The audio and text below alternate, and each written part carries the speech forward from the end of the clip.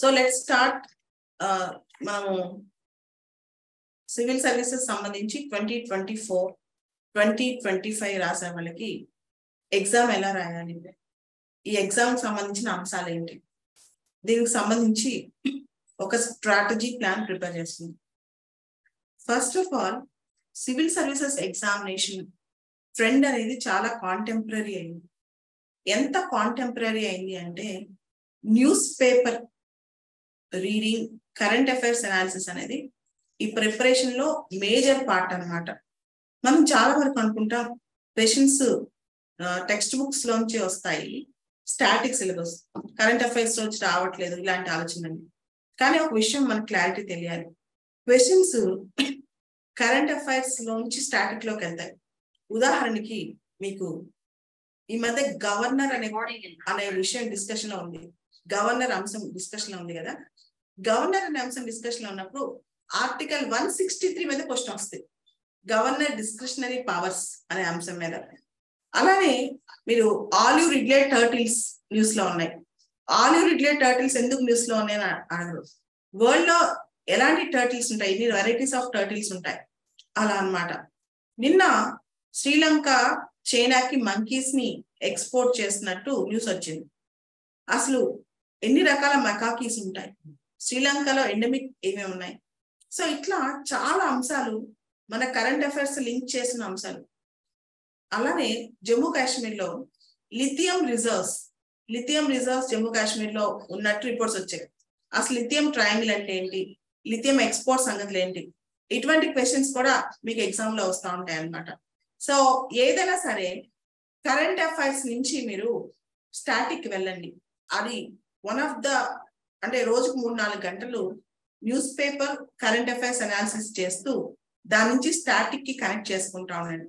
Everyday 3-4 hours static చేసి static చూస్తూ అక్కడి నుంచి మీరు కరెంట్ అఫైర్స్ సంబంధించి వెనక్కి వెళ్తూ ఉండండి. ఓకే, సో అది ఫస్ట్ థింగ్. అంటే మీకు నేను చెప్పేది 2-3 లైన్లు. First line, you are expected to read the newspapers and current affairs analysis every day. And 2024-2025 రాసే వాళ్ళకి నేను చెప్పే ఇంపార్టెంట్ సూచనలు, PIB press information bureau website everyday చూడండి. PIB website, press information bureau, దానిలో ఇచ్చిన న్యూస్ మీకు చాలా ఇంపార్టెంట్. దానిలో ఇచ్చే ఆర్టికల్స్ ఉంటాయి. PIB లో గవర్నమెంట్ ఏం చేస్తుందో దానికి సంబంధించిన ఆర్టికల్ PIB లో రిలీజ్ అవుతా ఉంటుంది అనమాట. ఉదాహరణకి G20 అనుకోండి, G20కి సంబంధించిన కంప్లీట్ ఇన్ఫర్మేషన్ మీకు అక్కడ ఉంటుంది. PM మోడీ గారు వందే భారత్ ఎక్స్ప్రెస్ లాంచ్ చేశారు అనుకోండి, దానికి సంబంధించిన కంప్లీట్ ఇన్ఫర్మేషన్ అక్కడ ఉంటుంది. So PIB press information bureau, అది చాలా ఇంపార్టెంట్. దాంతో పాటు మీరు ఎప్పుడు కూడా లోక్సభ రాజ్యసభ టీవీస్ ఎక్కువ చూస్తా ఉండండి. లోక్సభ రాజ్యసభ ముఖ్యంగా యూట్యూబ్ లో వచ్చేస్తున్నాయి ఈ డిబేట్స్, చిన్న డిబేట్స్ అలాంటివి, అవి నోట్స్ చేసుకోండి. So Hindu paper, times of India, Indian express. ముఖ్యంగా ఇండియన్ ఎక్స్ప్రెస్ లో ఎక్స్ప్లెయిన్డ్ అనే కాలం ఇండియన్ ఎక్స్ప్రెస్ లో ఉంటుంది అనమాట. అది చాలా ఇంపార్టెంట్ ఎగ్జామ్ కి. ఇండియన్ ఎక్స్ప్రెస్ లో ఎక్స్ప్లెయిన్ కంటిన్యూస్ గా మీరు ఫాలో అవుతూనే ఉండండి. సో ఇవన్నీ కూడా ఎగ్జామ్ సంబంధించి మీరు ఎవ్రీడే చేయాల్సిన అంశాలు. ఇన్ఫాక్ట్ నేను ఎవ్రీడే ఈ రోజు కూడా ఒక 2 to 3 hours current analysis, news paper analysis మీద దృష్టి పెడతాను ఎవ్రీడే అన్నమాట. ఉదాహరణకి రీసెంట్ గా ఆమ్ ఆద్మీ పార్టీకి నేషనల్ పార్టీ స్టేటస్ వచ్చింది. నేషనల్ పార్టీ స్టేటస్ రావడానికి కానీ, national party status, state party status పోవటానికి కానీ ఏ ఆర్డర్ లేదా ఏ చట్టం ఇంపార్టెంట్, అది క్వశ్చన్ అనమాట. Election symbols order 1968, election symbols order 1968. మీరు చేయాల్సింది ఒకటే, ఇక్కడ ఏదైనా సరే దానికి సంబంధించిన చట్టాలు కానీ, ఎలక్షన్ సింబల్స్ ఆర్డర్ కానీ, ఇలాంటివన్నీ చూసుకుంటా ఉండాలి.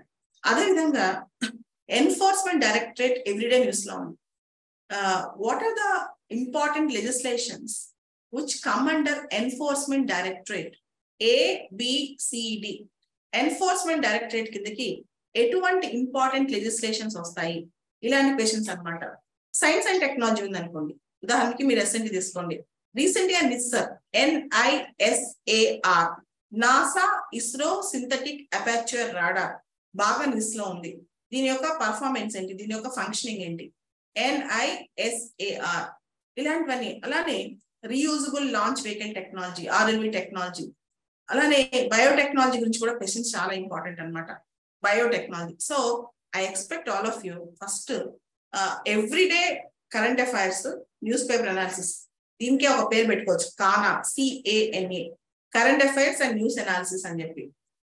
లాస్ట్ అంటే మీరు ఎగ్జామ్ ఎప్పుడైతే రాయబోతున్నారో అప్పుడు 15 నెలల ముందు నుంచి, 15 months ముందు నుంచి ఈ ప్రాక్టీస్ చేయండి. దీనిలోనే నోట్స్ ప్రిపేర్ చేసుకోండి. చిన్న చిన్న మెయిన్స్ పారాగ్రాఫ్స్ కూడా ప్రాక్టీస్ చేయండి. అంటే చదవంగానే చూడకుండా రాస్తూ ఉండండి అనమాట. సో ఇలా 15 months చేయండి. Current affairs and news analysis, this you have to do for 15 months. So ఇది చాలా ఇంపార్టెంట్ అనమాట. రెండోది, సివిల్ సర్వీసెస్ ఎగ్జామ్ అనేది చాలా మంది ఇదేదో చాలా గొప్ప ఎగ్జామ్, చాలా పెద్ద పెద్ద ఋషులకి మునులకి మాత్రం వస్తుంది అనుకుంటారు. అది రాంగ్ పర్సెప్షన్, చాలా రాంగ్ పర్సెప్షన్. ఇన్ఫాక్ట్ మీరందరూ గోల్డెన్ ఎరాలో ఉన్నారు సివిల్ సర్వీసెస్ లో. గోల్డెన్ ఎరా అంటే మేము ఎగ్జామ్ రాసేటప్పుడు 2004-05 టైంలో 270, 300, 400 ఇన్ని పోస్టులు ఉండే. ఇప్పుడు 1000, 1100, ఈ సంవత్సరం 1105. ఇన్ని పోస్టులు ఉంటే సీరియస్ గా చదివి ఎవరైనా పాస్ అవ్వచ్చు. సీరియస్ గా బాగా ప్రిపేర్ అవుతుంటే ఎవరైనా సివిల్ సర్వీసెస్ పాస్ అవ్వచ్చు అనమాట. సో దీనికి ఒక పద్ధతి, ఒక స్ట్రాటజీ ఉండాలి.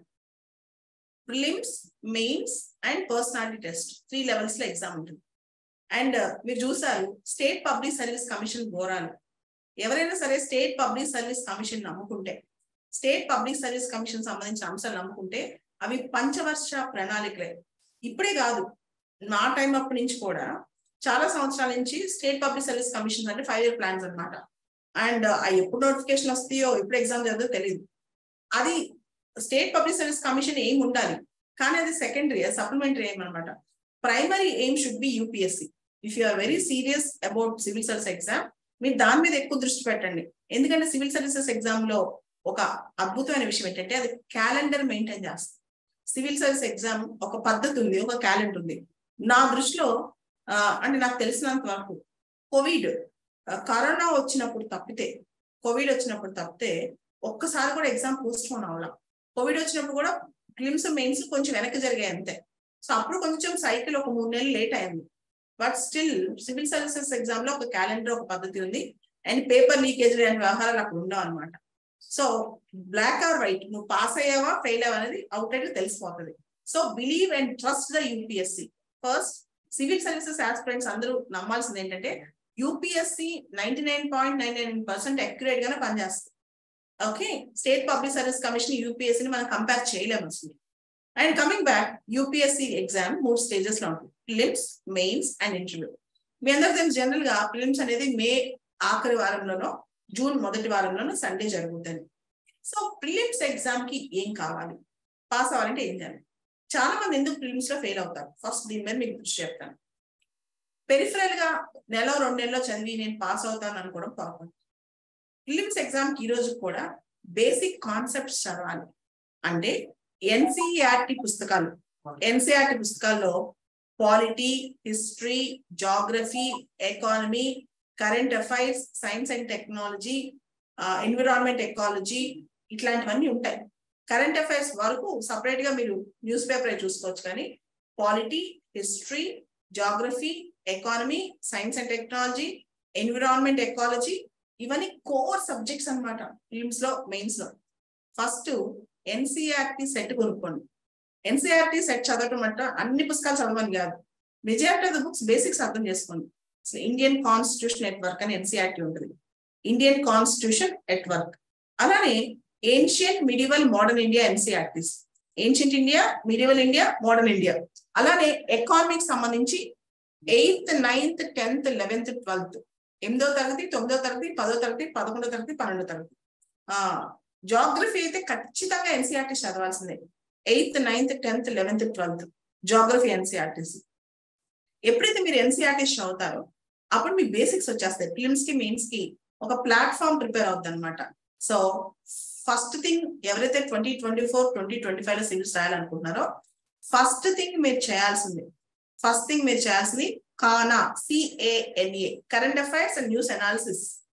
దానికి everyday 1 or minimum 2 national news papers, Hindu కానీ, ఇండియన్ ఎక్స్ప్రెస్ కానీ, Indian Express Times of India కానీ హిందూ టైమ్స్ ఆఫ్ ఇండియా కానీ 2 నేషనల్ న్యూస్ పేపర్స్ లో ఉన్న front page editorial page complete చేయాలి. 2 న్యూస్ పేపర్స్ లో ఉన్న front page and editorial page complete చేయాలన్నమాట. రెండోది ఎన్సీఆర్టీ పుస్తకాలు. ఎన్సీఆర్టీ పుస్తకాలు 40-42 పుస్తకాలు అన్ని చదవాల్సిన అవసరం, కనీసం 20 పుస్తకాలు టార్గెట్ పెట్టుకుని చదువుతూ నోట్స్ రాసుకుంటే బాగుంటుంది, ఒక ప్లాట్ఫామ్ తయారవుతుంది. ఆ తర్వాత ఒక్కొక్క సబ్జెక్టు మనం చూస్తే స్టాటిక్ డైనమిక్ రిలేట్ చేసుకుంటూ చదువుకోవాలన్నమాట. సో ఇప్పుడు ఫిలిమ్స్ లో ఎందుకు ఫెయిల్ అవుతారు మేజర్ గా ఒకసారి దాని మీద డిస్కస్ చేద్దాం. కొన్ని లక్షల మంది ఎగ్జామ్ రాస్తారు, కానీ ఫిలిమ్స్ లో ఎక్కువ మంది ఎందుకు ఎలిమినేషన్ గురవుతారు? First thing negative marking. Negative marking వల్ల ఎక్కువ నష్టపోతారు. సో సబ్జెక్టులు పూర్తిగా రాక కాదు, ఆ చాయిసెస్ లో కన్ఫ్యూజ్ అవుతారనమాట. సో ఎక్కువగా నెగిటివ్ మార్కింగ్ లోనే పోతా ఉంటుంది వీళ్ళకి. సో ఆ నెగిటివ్ మార్కింగ్ అంశంలో ఇప్పటి నుంచి ప్రాక్టీస్ చేయండి. Everyday last 30 years question papers తీసుకోండి ఫిలిమ్స్. ఎవ్రీడే 20 questions పెట్టుకోండి. Everyday 20 questions, multiple choice questions, పాత క్వశ్చన్ పేపర్ తీసుకోండి ఫిలిమ్స్. ఎవ్రీడే 20 questions ప్రాక్టీస్ చేయండి. First method to pass films. Everyday minimum 20 questions. 1 year పాటు ఎవ్రీడే రోజుకి 20-25 questions. లాస్ట్ 3 months రోజుకు ఒక question paper చేస్తే ఎవరు ఫిలిమ్స్ ఫెయిల్ అవ్వరు. This is the most important thing. ఎవరు ఫిలిమ్స్ ఫెయిల్ అవ్వరు, ఎవరు ఫిలిమ్స్ నష్టపోరు. Okay. And second thing, films లో పోవడానికి ఇంకొక కారణం, కొన్ని కోర్ సబ్జెక్ట్స్ ని చదువుకోకుండా వెళ్తారు. కొన్నిసార్లు ఏం చేస్తారు తెలుసా, ఎన్విరాన్మెంట్ వదిలేసేయటం, లేదా ఏన్షియంట్ మీడియం మా భయం వేస్తుంది, ఎందుకు ఆ సబ్జెక్ట్ బోర్ కొడుతుంది, ఆ సబ్జెక్ట్ వదిలేసేయటం, అలా చేస్తారు. ఒక్కొక్కసారి ఫిలిమ్స్ లో ఒక్కొక్క సబ్జెక్ట్ నుంచి 10-15-20 questions వచ్చేస్తాయి. అప్పుడు బాగా దెబ్బతింటారు అనమాట. సో ఏ సబ్జెక్ట్ కూడా ఎన్ని క్వశ్చన్స్ వస్తాయని ముందే ఊహించలేము. ఏ సబ్జెక్ట్ కూడా మనం ఎన్ని క్వశ్చన్స్ వస్తాయి ఫిలిమ్స్ లో ముందే ఊహించలేం. కాబట్టి ఛాన్స్ తీసుకోవద్దు. బేసిక్ గా కోర్ సబ్జెక్ట్స్ అన్ని కంప్లీట్ చేసుకోండి. కోర్ సబ్జెక్ట్స్ మొత్తం కంప్లీట్ చేసుకోండి. ఒకసారి మనం ఫిలిమ్స్ సిలబస్ చూద్దాం. సివిల్ సర్వీసెస్ ఫిలిమ్స్ కి అసలు సిలబస్ ఏంటి, ఆ సిలబస్ ఎలా ఉంటుందో ఒకసారి చూద్దాం. ఫస్ట్ నోట్ చేసుకుని, నేను స్లోగా వెళ్తాను, నోట్ చేసుకోండి. ఎందుకంటే దాని పెరిఫరీ, దాని డొమైన్ ఒకసారి ఎక్స్ప్లెయిన్ చేస్తాను syllabus the. Civil services films లో జిఎస్ సిలబస్ లో current events of national and international importance. Current events of national and international importance, సమకాలీన జాతీయ అంతర్జాతీయ అంశాలు అనమాట. Current events of national and international importance. ఇంకొక ఎగ్జామ్ చెప్తాను. 2023 is an international year of millets. 2023 international year of millets అనమాట. So దాని మీద క్వశ్చన్ మనం ఎక్స్పెక్ట్ చేయొచ్చు. అది current event of international importance. Ukraine war current event of international importance. Finland నాటోలో 31వ దేశంగా జాయిన్ అయింది. ఫిన్లాండ్ నాటోలో 31st కంట్రీగా జాయిన్ అయింది. Current event of international importance ఇవన్నీ. So events of national importance. Cheetahs మనము నమీబియా, సౌత్ ఆఫ్రికా నుంచి తీసుకున్నాం. Event of national importance. Okay. So అలానే గవర్నమెంట్ ఆఫ్ ఇండియా ఒక మంచి పాలసీ లాంచ్ చేసింది. ఫర్ ఎగ్జాంపుల్ మోడీ గారు అరుణాచల్ ప్రదేశ్ లో డోని పోలో ఎయిర్పోర్ట్ లాంచ్ చేశారు. అది ఈవెంట్ ఆఫ్ నేషనల్ ఇంపార్టెన్స్. అలానే మోడీ గారు కర్ణాటకలో కెంపెగౌడ ఎయిర్పోర్ట్. ఎవరు కెంపెగౌడ? శ్రీ కెంపెగౌడ అనే వ్యక్తి ఎవరు? ఇది ఇంపార్టెంట్. వైకోమ్ సత్యాగ్రహ 100 సంవత్సరాలు పూర్తి చేసుకుంది. Event of national importance, Vaikom Satyagraha. So ఇలా నెక్స్ట్ 1 year మీరు current affairs or current events of national and international importance అనేది నెక్స్ట్ 1 year మీరు క్యారీ చేసుకోవాలన్నమాట. తర్వాత history of India and Indian national movement syllabus లో next history of India and Indian national movement. భారత స్వతంత్ర ఉద్యమం, భారత చరిత్ర, భారత స్వతంత్ర ఉద్యమం, history of India and Indian national movement. మీ అందరూ తెలుసు ఇండియన్ నేషనల్ మూవ్మెంట్ మనకి ఇప్పుడు ఎంత ఇంపార్టెంట్. అండ్ అంటే మన స్వతంత్ర సమరయోధం మీరు చూస్తే మహాత్మా గాంధీ కావచ్చు, భగత్ సింగ్ కావచ్చు, వీళ్ళకి సంబంధించిన క్వశ్చన్స్ ఇవన్నీ బాగా ట్రెండ్ అవుతాయి ఎగ్జామ్స్ లో. దాంతో పాటు non cooperation, civil disobedience quit India, non cooperation movement, civil disobedience quit India ఇవన్నీ చదువుకోవాలి. 1857 రివోల్ట్ నుంచి 1947 వరకు పూర్తి స్థాయిలో సమగ్రంగా చదవండి. నేనైతే ఒక్కొక్క పర్సనాలిటీ తీసుకున్నాను. అంటే ఫర్ ఎగ్జాంపుల్ సర్దార్ వల్లభాయ్ పటేల్, ఆయన బయోగ్రఫీ సపరేట్ గా చదివాను. అలానే ఠాగూర్ ఉన్నారు, ఠాగూర్ సపరేట్ గా చదివాను. ఇప్పుడు తెలంగాణలో బిఆర్ అంబేద్కర్ గారిది 125 feet బ్రాంజ్ స్టాట్యూ పెట్టారు. అంబేద్కర్ గారి చరిత్ర సపరేట్ గా చదవాలి. అట్లా మీరు ఒక 10-15 మంది గొప్ప వ్యక్తులు, ఆ టైంలో ఉన్న గొప్ప వ్యక్తుల యొక్క కథలు చదివారనుకోండి, వాళ్ళ హిస్టరీ చదివారనుకోండి, అప్పుడు మీకు ఇంకా Indian freedom struggle, Indian national movement అనేది ప్రత్యక్షంగా పరోక్షంగా అందరి చరిత్రలో కలిసిపోద్ది అనమాట. మీకు ఇంకా క్లారిటీ వస్తుంది. సో 1 year టైం ఉన్న వాళ్ళు ఎవరైనా సరే కనీసం 10-15 మంది freedom struggle, social reformers, freedom struggle ఉన్న వాళ్ళు లేదా సామాజిక సంఘ సంస్కర్తలు, వాళ్ళ గురించి చదవండి. ఇంకా బాగా మీకు నాలెడ్జ్ పెరుగుతుంది. సో నేను ప్రిపేర్ అయిన విధానం అది. ఇండియన్ ఫ్రీడమ్ స్ట్రగుల్ నేను ఒక టెక్స్ట్ బుక్ నాలెడ్జ్ లో మాత్రమే కాకుండా డిఫరెంట్ పర్స్పెక్టివ్ లో తీసుకున్నాను అనమాట. తర్వాత India and world geography, physical, social, economic geography of India and world. Indian and world geography, physical, social, economic geography of India and the world. So దీనికి సంబంధించి Goh Cheng Leong అనే ఒక బుక్ ఉంటుంది. Goh Cheng Leong world geography, Goh Cheng Leong book చదవండి. Majid Husain book మంచి పుస్తకమే. NCERT books and జాగ్రఫీకి సంబంధించి పెద్ద పెద్ద ఫారెన్ ఛానల్స్ లో మీకు యానిమేటెడ్ వీడియోస్ ఇవన్నీ దొరుకుతాయి.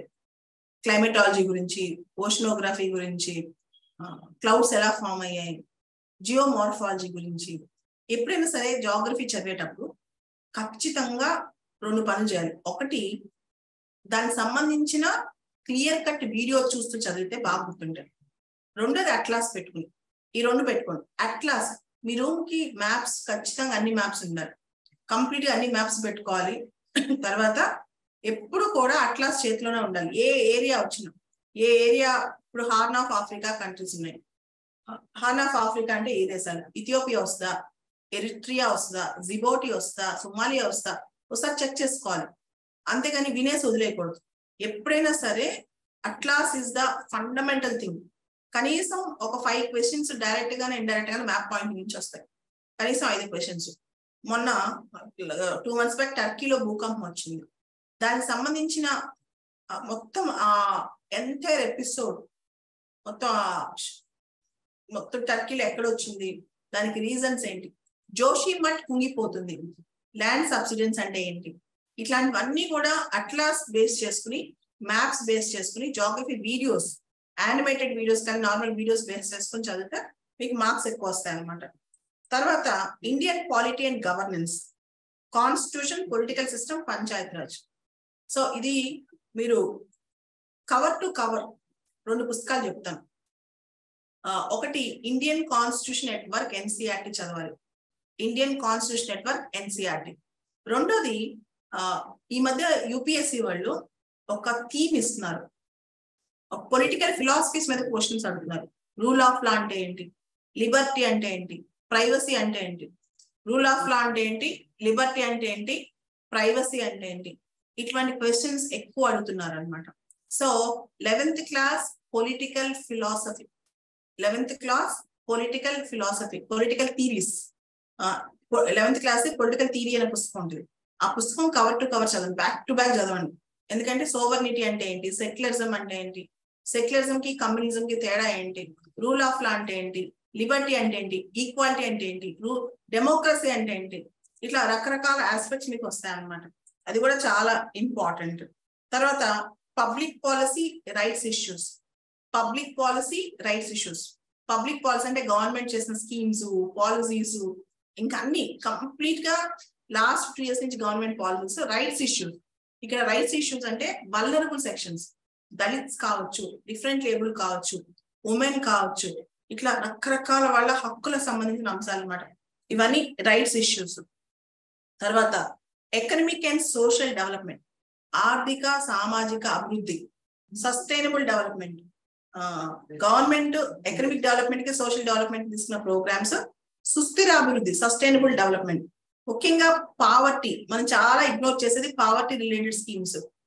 లాస్ట్ 2 years నుంచి గవర్నమెంట్ ఆఫ్ ఇండియా లాంచ్ చేసిన అన్ని స్కీమ్స్ బాగా గుర్తుపెట్టుకోండి. మీరు ఎగ్జామ్ రాసే లాస్ట్ 2 years ముందు నుంచి గవర్నమెంట్ ఆఫ్ ఇండియా లాంచ్ చేసిన అన్ని స్కీమ్స్, తర్వాత గవర్నమెంట్ ఆఫ్ ఇండియాలో ఆన్గోయింగ్ ఫ్లాగ్షిప్ స్కీమ్స్ అండ్ దాంతో పాటు most important thing state governments లో ఇంపార్టెంట్ స్కీమ్స్. ఉదాహరణకి యూపీఎస్సీలో తెలంగాణ దళిత బంధు గురించి క్వశ్చన్ రావచ్చు. అలానే తమిళనాడులో మిడ్ డే మీల్, తమిళనాడులో చీఫ్ మినిస్టర్ బ్రేక్ఫాస్ట్ స్కీమ్ గురించి రావచ్చు. సో అట్లాంటి క్వశ్చన్స్ కూడా మీరు ఎక్స్పెక్ట్ చేయొచ్చు. ఓకే, అంటే స్టేట్ లెవెల్లోని important schemes, government of India launch చేసిన ఇంపార్టెంట్ స్కీమ్స్, ఇవన్నీ కూడా చాలా ఇంపార్టెంట్. పావర్టీ రిలేటెడ్ ఇష్యూస్, తర్వాత డెమోగ్రఫిక్స్. అంటే మీకు తెలుసు మనము very soon we're going to become the largest populous country in the world అనమాట. దానికి సంబంధించి census, male female ratio, education levels, ఇలా చాలా అంశాలు మనకి. అడల్ట్ సెక్స్ రేషియో బాగా పెరిగింది ఇండియాలో, అమ్మాయిల సంఖ్య చాలా పెరిగింది. ఇట్లాంటివన్నీ సోషల్ సెక్టర్ ఇనిషియేటివ్స్, గవర్నమెంట్ తీసుకున్న సోషల్ సెక్టర్ ఇనిషియేటివ్స్, ఇవన్నీ క్వశ్చన్స్ అనమాట. తర్వాత ఎన్విరాన్మెంట్, ఎకాలజీ, బయోడైవర్సిటీ COP27 కావచ్చు, లేకపోతే మనకి బయోడైవర్సిటీ సంబంధించిన అంశాలు కావచ్చు, లేకపోతే మనకి జెనెటికలీ మాడిఫైడ్ ఫుడ్స్ గురించి కావచ్చు, జిఎం మస్టర్డ్ లాంటి అంశాలు కావచ్చు. సో వీటన్నిటి గురించి కూడా మీకు క్వశ్చన్స్ రావచ్చు. క్లైమేట్ చేంజ్ సంబంధించిన అంశాలు and general science, basics of physics, basics of biology and 1 or 2 questions in chemistry. అదొక మొత్తం మీద 3-4 క్వశ్చన్స్ వస్తాయి అన్ని కలిపి జనరల్ సైన్స్ లో. ఇవి కాకుండా ఈ మధ్య ట్రెండింగ్ ఏంటంటే agriculture related aspects, sports related aspects, books, మంచి books and authors, prizes, awards, ఇండెక్స్లు, joint exercises. So books and authors, prizes, index, joint exercises, ఇటువంటి క్వశ్చన్స్ కూడా బాగా వస్తాయి. ఫర్ ఎగ్జాంపుల్ హ్యాపీనెస్ ఇండెక్స్ లో ఇండియా ఎంత ఉంది, హంగర్ ఇండెక్స్ లో ఇండియా ర్యాంక్ ఎంత, ఎవరిస్తారు ఇండెక్స్, ఎవరిస్తారు, అటువంటి క్వశ్చన్స్ కూడా మనం కొంచెం చూసుకోవాలి. ఇవన్నీ కూడా ఫిలిమ్స్ అనమాట. సో మీకు తెలుసు ఫిలిమ్స్ లో సీసాట్ ఎక్కువ మంది, ఈవెన్ మ్యాథ్స్ స్టూడెంట్స్ కూడా సీసాట్ అంటే భయపడుతున్నారు. సీసాట్ పోతుంది, దానికి కారణం పేపర్ లెంతీగా ఉండటం. ముందు సరిగ్గా ప్రాక్టీస్ చేయకుండా మనం సీసాట్ ఎందుకులే పాస్ అయిపోతాం అనుకోవడం అనమాట. So first we need to do CSAT అనేది మనకు చాలా ముందు we need to go with that. CSAT అంటే ఇప్పటి నుంచి 1 year ఎగ్జామ్ ఉన్నా కానీ సీసాట్ ప్రాక్టీస్ చేయండి. కంప్లీట్ గా కనీసం వారానికి ఒక పేపర్ అన్నా ప్రాక్టీస్ చేయండి సీసాట్. అది చాలా ఇంపార్టెంట్ అనమాట. ఆ తర్వాత mains, if you go to mains లోకి వెళ్తే మనకి కంప్లీట్ గా ఫిలిమ్స్ ఎవరైతే పాస్ అవుతారో జనరల్ గా 1:12, 1:13 మెయిన్స్ తీసుకుంటారు. ఉదాహరణకి 1000 పోస్టులు ఉన్నాయి అనుకోండి, ఒక 13,000 మంది మెయిన్స్ రాస్తారు. మన కేటగిరీని బట్టి దాన్ని బట్టి అన్ని ఉంటాయి అనమాట. సో మెయిన్స్ లో 9 పేపర్స్ ఉంటాయి. 9 పేపర్స్ లో 2 కంపల్సరీ పేపర్స్ అనమాట మెయిన్స్ లో. ఈ కంపల్సరీ పేపర్స్ ఏంటి, చాలా మంది తెలుగు, ఆంధ్ర తెలంగాణ అనుకోండి తెలుగు రాస్తారు. కానీ పరిస్థితి ఏంటంటే ఆ కంపల్సరీ పేపర్ అనేది మన కాన్స్టిట్యూషన్ లో 8th షెడ్యూల్ లో ఉన్న 22 లాంగ్వేజ్ లో ఏదైనా రాయొచ్చు. కొన్నిసార్లు కంపల్సరీ పేపర్ తెలుగులో కానీ హిందీలో కానీ పోయేవాళ్ళు కూడా ఉంటారు. సో కాబట్టి మీరు తెలుగు స్క్రిప్ట్ రాయటము, లేదా మీరు మదర్ టంగ్ ఏదైతే పెట్టుకుందాం అనుకుంటారో కంపల్సరీ లాంగ్వేజ్ లో దాని స్క్రిప్ట్ రాయటం నేర్చుకోండి. Kindly practice. వారానికి ఒక్కసారి ఒక పారా రాయండి. చాలా మంది అడుగుతారు ఎలా ప్రాక్టీస్ చేయాలని. 2 విధాలు. ఒకటి కంపల్సరీ తెలుగు, కంపల్సరీ ఇంగ్లీష్ కి ఓల్డ్ క్వశ్చన్ పేపర్స్ తీసుకోవడం, వాటికి ఆన్సర్ చేయడం, ఇది ఒక పద్ధతి. 2 లేదా మీరు ఏం చేయొచ్చు అంటే ఇప్పుడు తెలుగు న్యూస్ పేపర్లు ఉంటాయి కదా, ఆ న్యూస్ పేపర్ చదివి దాన్ని రీప్రొడ్యూస్ చేయడం, ఆ న్యూస్ పేపర్ చదివి దాన్ని చూడకుండా రాయటం ఉంటారు, రీప్రొడ్యూస్ చేయడం, అట్లా చేయొచ్చు. తెలుగు, ఇంగ్లీష్ కూడా, కంపల్సరీ ఇంగ్లీష్ కూడా అట్లా చేయొచ్చు అనమాట. So you can do that. Compulsory Telugu and compulsory English papers, పాత క్వశ్చన్ పేపర్స్ చూడటం, దాంతోపాటు న్యూస్ పేపర్స్ ని చదివి దాన్ని చూడకుండా రాయటం కూడా. సో ఇవి కంపల్సరీ పేపర్స్ కాకుండా మనకి మొత్తం qualifying papers, compulsory papers qualify అయితే చాలు, వాటి మార్క్స్ ఫైనల్ మార్క్స్ లో కౌంట్ చేయరు మెయిన్స్ మార్క్స్ లో. అవి కాకుండా మనకి 7 పేపర్స్ ఉంటాయి. 2 కంపల్సరీ పేపర్స్ ప్లస్ 7, టోటల్ 9. ఈ 7 పేపర్స్ లో first paper general essay writing, వ్యాస రచన. జనరల్ ఎస్సే రైటింగ్, వ్యాస రచన. దీనిలో మనకి చాయిస్ ఉంటుంది, section A, section B. Section A లో 4 ఎస్ఎస్ లో ఒకటి చూస్ చేసుకోవాలి. సెక్షన్ బి లో 4 ఎస్ఎస్ లో ఒకటి చూస్ చేసుకోవాలి. Section A, section B. Section A లో ఒకటి చూస్ చేసుకోవాలి, సెక్షన్ బి లో 4 లో ఒకటి చూస్ చేసుకోవాలి, 4 లో ఒకటి చూస్ చేసుకోవాలి అనమాట. ఇలా చూస్ చేసుకున్నప్పుడు మనం ఏం చేయాలంటే లాస్ట్ 10 years ఎస్ఎస్ అన్ని రాసేయండి. వారానికి ఒక ఎస్సే పెట్టుకోండి, ఎక్కువ వద్దు. వచ్చే సంవత్సరం మొత్తం ఈ రోజు నుంచి వీక్లీ ఒక ఎస్సే, ఒక 4-5 hours టైం పెట్టుకుని ముందు ఒక ఎస్సే టాపిక్ తీసుకుని బ్రెయిన్ స్ట్రామింగ్ చేసుకోండి. బ్రెయిన్ స్ట్రామింగ్ అంటే ఆ ఎస్సే మీద మేధో మదనం చేసుకోండి. స్లోగా దానిపై రీసెర్చ్ చేయండి, దాని మీద మెటీరియల్ కలెక్ట్ చేయండి, తర్వాత రాయండి ఎస్సే, తర్వాత ఎస్సే స్క్రిప్ట్ రాయండి. అట్లా నెక్స్ట్ 1 year పాటు వీక్ కి ఒక ఎస్సే తీసుకోండి. ఖచ్చితంగా ఒక 40 to 50 ఎస్సేస్ రాసిన తర్వాతే మెయిన్స్ ఎగ్జామ్కి వెళ్ళాలి. మినిమం 40 to 50 ఎస్సేస్ రాసిన తర్వాత you have to go to mains exam. మీరు మెయిన్స్ ఎగ్జామ్కి వెళ్ళాలి. తర్వాత నెక్స్ట్ జిఎస్ కి 4 పేపర్స్ ఉంటాయి. జిఎస్ పేపర్స్ ఎస్ఏ తర్వాత GS1, GS2, GS3, GS4. So GS1 లో mains general essay GS papers అన్ని కూడా 250, 250, 250, 250. మీరు గుర్తుపెట్టుకొని మెయిన్స్ కంపల్సరీ, అంటే మెయిన్స్ కౌంటింగ్ ఏదైతే మార్క్స్ ఫైనల్ కౌంట్ అవుతాయో మొత్తం 7 పేపర్లు, 7 × 250 1750. 7 × 250 is equal to 1750. గుర్తుపెట్టుకోండి. Every paper including essay 250 marks. 7 papers which will be counted for mains results. మిగతా 2 క్వాలిఫైయింగ్ పేపర్స్ అవి 250, 250 లైక్ తీసుకోండి. ఇవి మాత్రం 7 × 250 1750. సో ఎస్ఏ తర్వాత GS1 Indian heritage and culture, మన యొక్క హెరిటేజ్, మన యొక్క సంస్కృతి. History, geography of the world and society.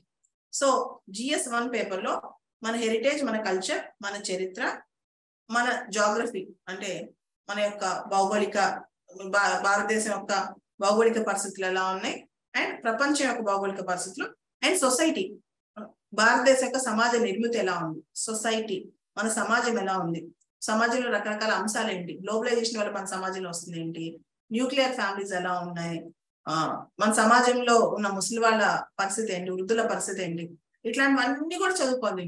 తర్వాత GS2, GS1 లో Indian history, Indian heritage and culture, history, geography of the world and society. ఈ దీనిలోనే వరల్డ్ హిస్టరీ కూడా ఉంటుంది. GS1 లోనే వరల్డ్ హిస్టరీ కూడా కొన్ని టాపిక్స్ ఉంటాయి అనమాట.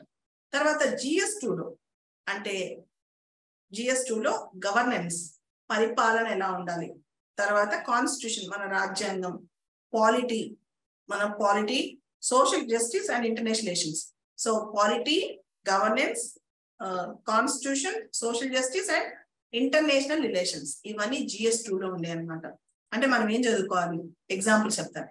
బేసిక్ స్ట్రక్చర్ థియరీ గురించి, యాంటీ డిఫెక్షన్ లా గురించి, ఫండమెంటల్ రైట్స్, సెక్యులరిజం అనే ఆస్పెక్ట్స్ గురించి, తర్వాత సెంటర్ స్టేట్ రిలేషన్స్ గురించి, 73rd, 74th అమెండ్మెంట్స్ గురించి, ప్రెషర్ గ్రూప్స్ గురించి, పొలిటికల్ పార్టీస్ గురించి, రకరకాల statutory bodies, constitutional bodies, regulatory bodies గురించి, అంటే election commission is a constitutional body, okay, SEBI is a regulatory body and statutory body, ఇట్లాంటి వాటి గురించి అన్ని చదువుతాం అనమాట. దాంతోపాటు international relations, for example Russia Ukraine యుద్ధంలో ఇండియా పాత్ర ఏంటి, what's India's role in the war, or India is the leader of G20, what should be the India's agenda, what's the outcome of G20, ఇటువంటి questions అని మనం expect చేయొచ్చు. అలానే GS3 లో technology, economic development, biodiversity, environment, security and disaster management. GS3 లో మనకి బేసికల్ గా ఎకనామిక్ డెవలప్మెంట్ ఉంటుంది, అంటే ఎకానమీ అంతా ఉంటుంది అనమాట. తర్వాత సైన్స్ అండ్ టెక్నాలజీ ఉంటుంది, ఎన్విరాన్మెంట్, బయోడైవర్సిటీ ఉంటుంది, సెక్యూరిటీ ఇష్యూస్ ఉంటాయి, భద్రతా సంబంధమైన అంశాలు, సెక్యూరిటీ ఇష్యూస్ ఉంటాయి. ఫైనల్ గా డిజాస్టర్ మేనేజ్మెంట్, విపత్తు నిర్వహణ ఉంటుంది. డిజాస్టర్ మేనేజ్మెంట్, విపత్తు నిర్వహణ ఉంటుంది అనమాట. ఇదంతా GS3 లో ఉంటుంది. దీనిలో మీరు గమనిస్తే ఇస్రో రీసెంట్ అచీవ్మెంట్స్ గురించి రావచ్చు, లేదా క్లైమేట్ చేంజ్ అంశాల గురించి రావచ్చు, లేకపోతే ఇండియాలో సెక్యూరిటీ రిలేటెడ్ ఇష్యూస్ గురించి క్వశ్చన్ రావచ్చు, భారతదేశంలో సెక్యూరిటీ రిలేటెడ్ ఇష్యూస్ సంబంధించిన క్వశ్చన్ రావచ్చు, లేకపోతే ఇంటర్నల్ సెక్యూరిటీ రిలేటెడ్ ఇష్యూస్, తర్వాత మన ఎకానమీలో ప్రస్తుతం ట్రెండ్స్ గురించి రావచ్చు, ఇన్ఫ్లేషన్ గురించి రావచ్చు, రెసిషన్ గురించి రావచ్చు, మానిటరీ పాలసీ గురించి రావచ్చు. ఇవన్నీ కూడా దీనిలో ఏరియాస్ అనమాట. అలానే మీరు గుర్తుపెట్టుకోవాలి, ఫిలిమ్స్ కి మెయిన్స్ కి కూడా star marking budget and economic survey. Budget economic survey prelims కి మెయిన్స్ కి బాగా చదువుకోవాలి. బడ్జెట్ ఎకనామిక్ సర్వే ఎప్పుడు అంటే ఏ ఇయర్ ఎగ్జామ్ ఆ ఇయర్కి ఇంపార్టెంట్, కానీ ముందు సంవత్సరం చదివేసింటే మనకి ఎలా చదవాలో అలవాటు అవుతుంది. ఫర్ ఎగ్జాంపుల్ 2024 ఎగ్జామ్ రాయాలనుకున్న వాళ్ళు ఈ సంవత్సరం బడ్జెట్ ఎకనామిక్ సర్వే కూడా ఒకసారి చదివించితే మంచిది. సో దట్ నెక్స్ట్ ఇయర్ చదవడం చాలా ఈజీ అవుతుంది అనమాట. తర్వాత GS4 ethics integrity and aptitude. దీనిలో 250 మార్క్స్ అని చెప్పారు ప్రతి GS paper. Ethics integrity aptitude లో 125 marks, 125 marks, 125 marks theory, 125 marks case studies. 125 marks theory, ఇంకో 125 మార్క్స్ కేస్ స్టడీస్. తర్వాత మనం ఒక ఆప్షనల్ తీసుకుంటాం.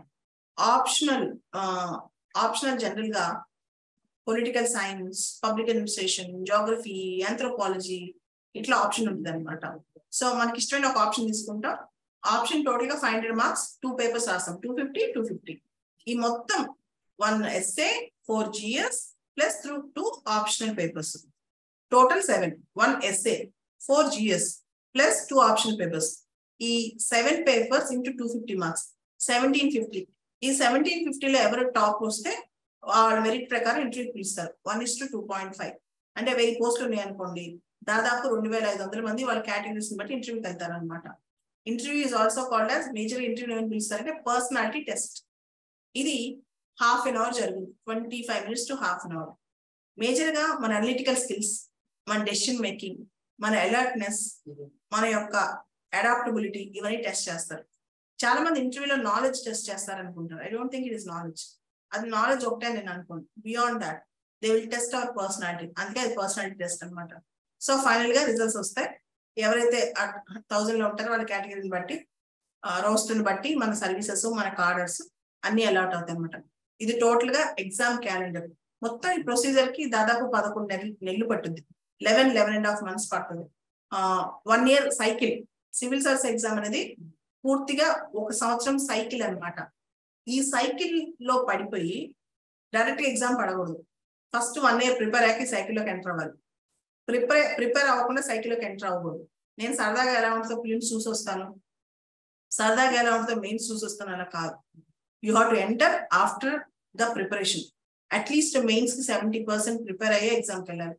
అండ్ ఇప్పటి నుంచి ఇంటర్వ్యూకి ప్రిపేర్ అవ్వాలి. ఎందుకంటే చాలా మంది ఇంటర్వ్యూ వచ్చినప్పుడు ఇంటర్వ్యూ కాలేజ్ ప్రిపేర్ అవ్వడం కాదు. The way you speak, the way you carry your self, the way you express your self, the way you speak, the way you carry your self, the way you express your self. ఇవన్నీ నీకు చాలా important అనమాట. ఇవన్నీ నీకు చాలా important. So వీటిని నువ్వు ఏం చేయాలి, నువ్వు వీటిని అనలైజ్ చేసుకుంటూ ముందుకు వెళ్ళాలి ఇప్పటి నుంచి. సో ఈ ఎగ్జామ్ ని ఫిలిమ్స్ సపరేట్ గా, మెయిన్స్ సపరేట్ గా, ఇంటర్వ్యూ సపరేట్ గా చూడొద్దు. మూడింటిని కలిపి ఒకటే కోణంలో, ఒకటే దృక్పథంలో చూడాలి. ఫిలిమ్స్, మెయిన్స్ అండ్ ఇంటర్వ్యూ ఇవన్నీ కూడా ఒకటే పర్స్పెక్టివ్ లో, ఒకటే ఇంటిగ్రేటెడ్ గా అప్రోచ్ తో ప్రిపేర్ అవ్వాలి. నాకు తెలిసి ఐడియల్ టైం 12 months, ఒక 12 నెలలు optional, GS, writing practice, prelims టెస్ట్లు ఇవన్నీ చేసిన తర్వాత ఫిలిమ్స్ ఎగ్జామ్ కూర్చోవాలి. సో అన్ని బాగుంటే 1 year అవుతుంది, లేదా 2 years లో అవుతుంది. సో ఎవరైతే ప్రాపర్ గా స్ట్రాటజిక్ గా ప్లాన్ చేసుకున్నారో 1 or 2 years లో ఈ ఎగ్జామ్ ఈజీగా పాస్ అవ్వాలి. 1 to 2 years, 2 years అనుకోండి యావరేజ్ టైం. సో ఎవరైతే ప్లానింగ్ సరిగ్గా చేసుకోలేదో ఇట్ మే గో బియాండ్, ఇంకా కొంచెం లేట్ అయ్యే అవకాశం కూడా ఉంటుంది అనమాట. వీలైనంత వరకు 1 or 2 attempts లో ఎగ్జామ్ క్లియర్ చేయడానికి ట్రై చేయండి. అండ్ చాలా మంది ఈ మధ్య న్యూస్ పేపర్లు అదే చూస్తున్నారు, ఎగ్జామ్ లో ఇమీడియట్ గా చేంజెస్ వస్తాయని. ఎగ్జామ్ లో చేంజెస్ ఎప్పుడు వస్తాయి ఎవరు చెప్పలేదు. నేను చాలా సంవత్సరాల నుంచి చేంజెస్ వింటా ఉన్నాను అనమాట. అది ఎప్పుడు వస్తుందో, 2 ఏళ్ళకి వస్తాయి, 5 ఏళ్ళకి వస్తాయి అని పక్కన పెట్టి, ఇప్పుడు నెక్స్ట్ ఇయర్ మీరు రాయాలనుకున్న వాళ్ళు ఇప్పుడున్న ప్యాటర్న్ ప్రకారం ప్రాపర్ గా ప్రిపేర్ అవ్వండి. అండ్ మేజర్ ప్రాబ్లం ఎక్కడ తెలుసా, చదివేటప్పుడు కాదు, ఎగ్జామ్ రాసేటప్పుడు మేజర్ ప్రాబ్లం వస్తుంది. ఫిలిమ్స్ కానీ, మెయిన్స్ కానీ. ఆ ఎగ్జామ్ ఎలా హ్యాండిల్ చేయాలో తెలియట్లేదు, ఎగ్జామ్ ప్రెషర్ ఎలా హ్యాండిల్ చేయట్లేదు తెలియట్లేదు అనమాట. సో ఎగ్జామ్ ప్రాపర్ గా హ్యాండిల్ చేయటం, ఎగ్జామ్ ప్రెషర్ ని ప్రాపర్ గా హ్యాండిల్ చేయటం, మీరు మాక్ టెస్ట్ లో ప్రాక్టీస్ టెస్ట్ ఇవ్వాలని జరుగుతుంది. సో అంత రాస్తే అంత మంచిది అనమాట. సో ముందు బేసిక్ కాన్సెప్ట్ ప్రిపేర్ అవ్వండి, తర్వాత మాక్ టెస్ట్ లో, ప్రాక్టీస్ టెస్ట్ లో వీటి మీద కొంచెం ఎక్కువ ఫోకస్ పెట్టండి. అలానే మెయిన్స్ క్వశ్చన్స్ ఎక్కడ దొరుకుతాయండి, నేను చిన్న 2 షార్ట్ కట్స్ చెప్తాను. ఫస్ట్ మీరు Hindu paper, times of India వీటిలో లెటర్స్ టు ద ఎడిటర్ అని వస్తాయి. 100-150 words లో 100-150 పదాల్లో 100 పదాల్లో 150 పదాల్లో మీకు ఏమవుద్దంటే ఒక విషయాన్ని వాళ్ళు చెప్పాలనుకుంది చాలా క్లుప్తంగా చాలా నీట్ గా రాసేస్తారు అండ్ మంచి మంచి వర్డ్స్ రాస్తారు. మీరు sentences notebook, words notebook, sentences notebook, words notebook పెట్టుకుని వాళ్ళు ఎలా రాశారో అలానే పేపర్ లో వచ్చే సెంటెన్సెస్, వర్డ్స్ ఇవన్నీ కలెక్ట్ చేసి ఇప్పటి నుంచి నోట్స్ రాసి పెట్టుకోండి. మీ ఎగ్జామ్ లో మీకు ఆ సెంటెన్సెస్, వర్డ్స్ చాలా బాగా ఉపయోగపడతాయి అనమాట. ఎలా ఇంట్రడ్యూస్ చేస్తున్నాము, ఎలా కంక్లూడ్ చేస్తున్నాము, 150 వర్డ్స్ లో మన విషయాన్ని ఎలా ఎక్స్ప్రెస్ చేస్తున్నాం, 100 వర్డ్స్ 150 వర్డ్స్ లో ఒక విషయాన్ని మనం ఎంత నీట్ గా ఎక్స్ప్రెస్ చేస్తున్నాము, ఇవన్నీ చాలా ఇంపార్టెంట్ అనమాట. 100 వర్డ్స్ 150 వర్డ్స్ లో మనం ఒక విషయాన్ని కంప్లీట్ గా ఎక్స్ప్రెస్ చేయటం, ఇవన్నీ కూడా చూసుకోండి. అప్పుడు మీకు ఇంకా క్లారిటీ వస్తుంది అనమాట. సో ఇది బ్రీఫ్ గా సివిల్ సర్వీసెస్ ఎగ్జామినేషన్ గురించి. అండ్ ఈ ఎగ్జామ్ లో మేజర్ గా కావాల్సిందని తెలిసి ఓపిక. ఓపిక అంటే ఎంత ఛాలెంజ్ వచ్చినా, ఎంత కష్టం వచ్చినా ఓపిక్ గా ఎగ్జామ్ రాయటం చాలా ఇంపార్టెంట్. ఆ ఓపిక లేకపోతే మనం ఎగ్జామ్ కూర్చోలేము.